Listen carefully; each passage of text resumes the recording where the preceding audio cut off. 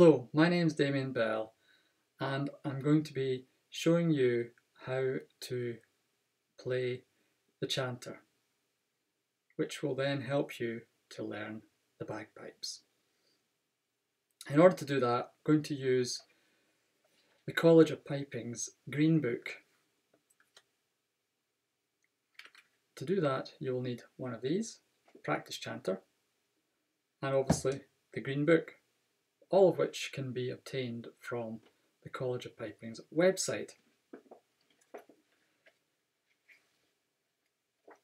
Lesson 1 that we're going to do today is principally about how to position your fingers on the chanter. The first objective in lesson 1 is to be able to sound the low G. This sounds so. In order to sound that, you have to position your fingers on the chanter correctly. Your fingers should be straight and should not be tight but yet firm on the chanter, covering all the holes. The position of the fingers, if you're right-handed, is your left hand on the top and your right hand on the bottom. Your left hand covers the first 3 holes and the little pinky doesn't do anything, with your thumb over the back hole. The right hand is the bottom hand and it covers the bottom 4 holes. Okay, with your thumb at the back placed underneath this finger here. So if you place your thumb further down, it will feel a little bit awkward, but it will bring your pinky over the hole easier. If you try and push your thumb too far up, then this will automatically bring the pinky off the bottom hole and make it harder for you to play and get that low G sound. So persevere, it will take a little bit of time, but you'll get it right. When learning the chanter, it's very important to learn the notes of the chanter.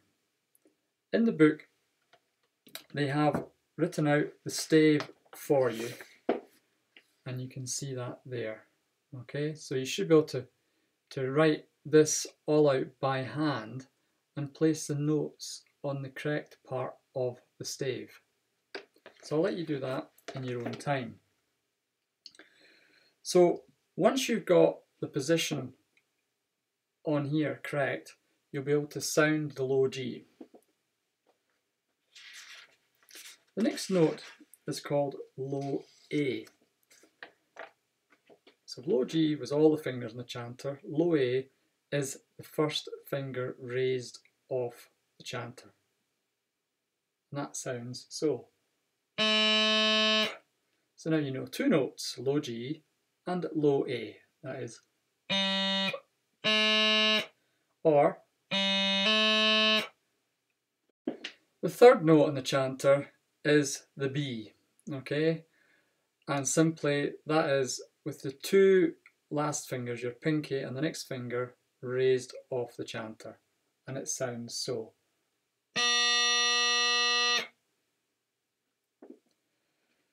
The fourth note is called C. It's slightly different in that you raise the 3rd finger and at the same time you place the pinky. So you get this movement. C being. Okay, so now you know 4 notes, okay? So you can do this little scale.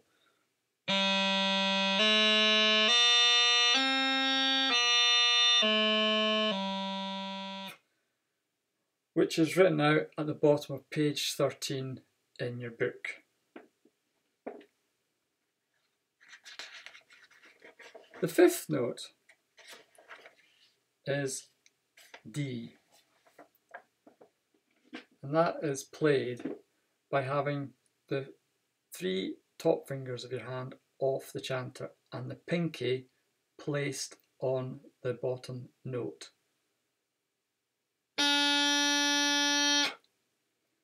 So now you have the scale up to D and back.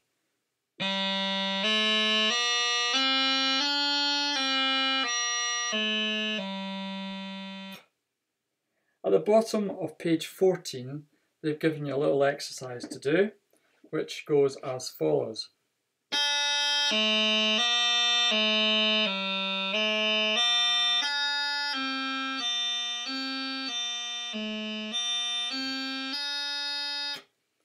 Practice this exercise until you have no crossing noises and that all of the notes are clear and the movements are clear between each movement.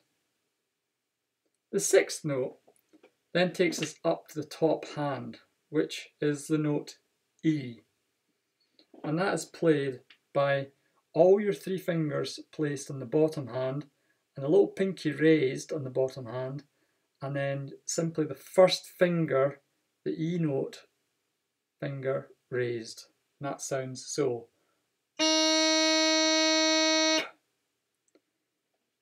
There's a bit more work involved in changing hands in the chanter, and as such that requires quite a bit of practice.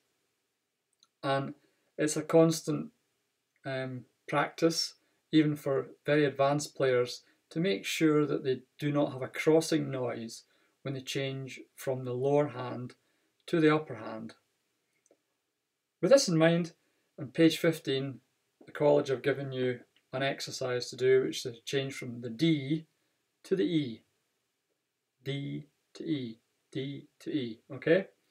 So I'll just play that for you.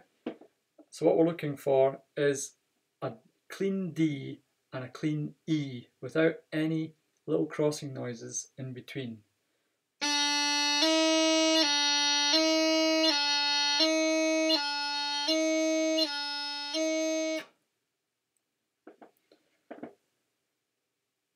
If you listen carefully to when you're playing, you might hear this.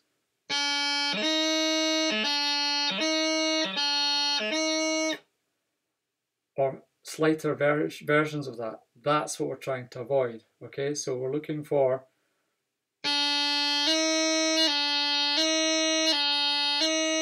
a nice clean changeover between the D and the E, and then from the E back to the D.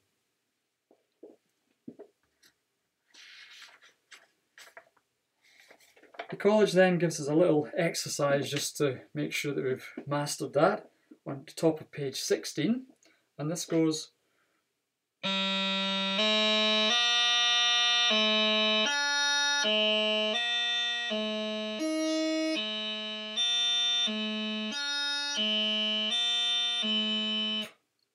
fairly simple exercise. The next note is the note 7th note, the note F. And that is played by raising the 2 fingers on your top hand. Okay, so now you should be able to do the scale up to F and back.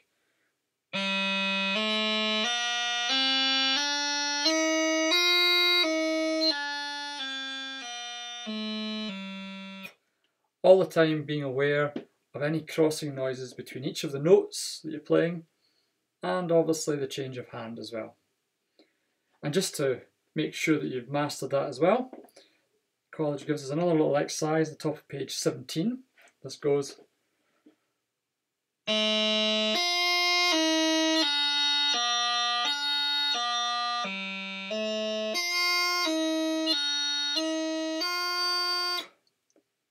practice that as often as you can until you are satisfied that there are no crossing noises and that you're playing it correctly. The 8th note is the note high G, okay, and that is played again with your lower hand with the first 3 notes all covered, so the D, the C and the B note covered, but with your finger raised over the low G note, okay? And your top hand, it's with all the fingers off the chanter and obviously the hole at the back of the chanter covered. And that should sound this. Okay? So now we can do the scale to high G, and that is.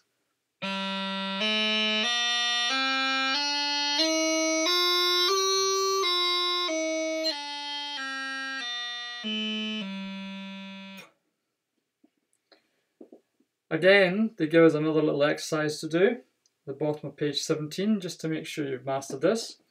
And that goes.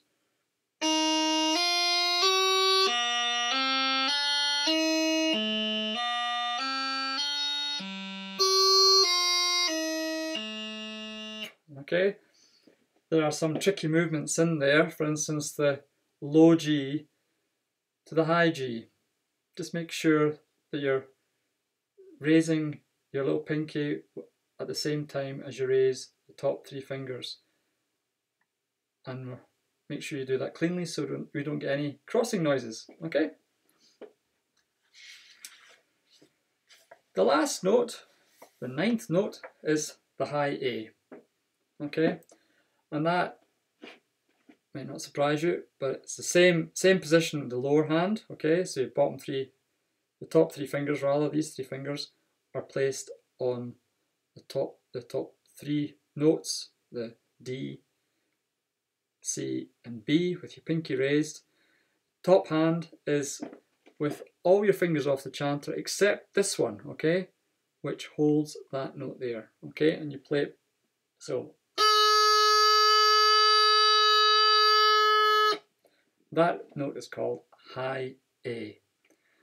So having completed that, you should now be able to play the whole scale from low G to high A and back.